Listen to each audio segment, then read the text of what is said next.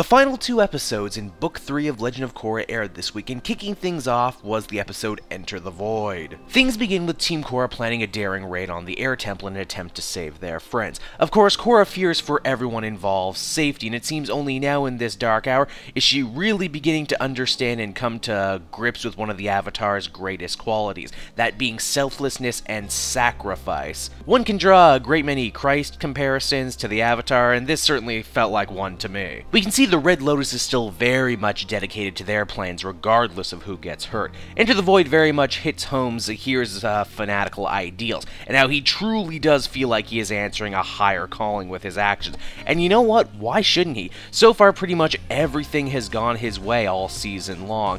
Though we also get a little taste of Pai Li's backstory. I really wish we had more time to spend with her. I get the feeling a lot of the stuff with the individual members of the Red Lotus kind of had to be dropped for time, which is sad because they're interesting characters and I would honestly like to know more about them. As always, action was in no short supply for this season's penultimate episode. The high point would have to be a geniusly choreographed fight scene wherein Korra must bend with her hands and feet bound. It's some really clever stuff. Asami, Mako, and Bolin are also given plenty to do this episode, and the resolution of Bolin learning to lava bend was a nice little surprise I did not see coming. Enter the Void also granted some closure to the Beifong sister storyline started earlier in the season. Before they were at each other's throats, and now they're ready to take metaphorical and literal bullets for one another. In a shocking twist, this episode also manages to grow the body count. First the Earth Queen and now Zahir's main squeeze. She dies rough too, to think Jet got off so easy in that department. The big money shot was, however, Zahir managing to master a new form of airbending.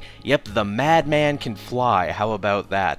This is what's so great about bending as a concept. Just when you think you understand it, you don't. The episode ends with Korra being taken prisoner and about to be poisoned. Enter the Void was a super action-packed episode that sought to pay off a few of the season's big storylines before moving on to the big endgame. Yet again, the show takes a lot of reference from Eastern culture, and I like this idea that Zahir gaining power only after his lady friend died, therefore freeing him from all worldly ties, was some pretty good stuff in an interesting direction. All around, I liked this one. 8.5 out of 10.